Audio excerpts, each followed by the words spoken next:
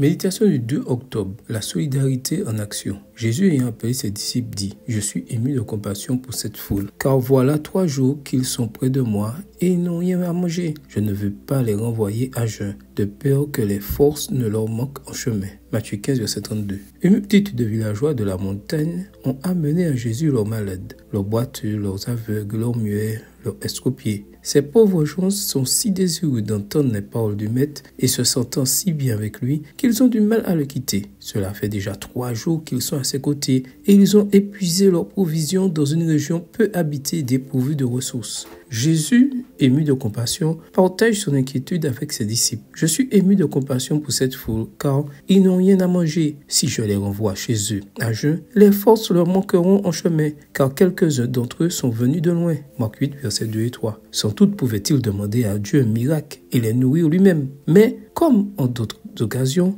il préfère sensibiliser ses disciples et les impliquer, eux, qui poursuivront son œuvre sur cette terre dans la tâche difficile de répondre solidairement aux besoins humains. Les disciples n'ont aucun moyen de nourrir tant de personnes affamées et répètent les mêmes objections qu'ils avaient soulevées dans des circonstances similaires. Matthieu 14, verset 15. Les similitudes avec la première multiplication des pains et des poissons ont conduit certains à en déduire qu'il s'agissait d'un seul et même événement. Mais les différences sont suffisantes pour conclure qu'il s'agit de 2 événements distincts, comme le souligne Jésus lui-même.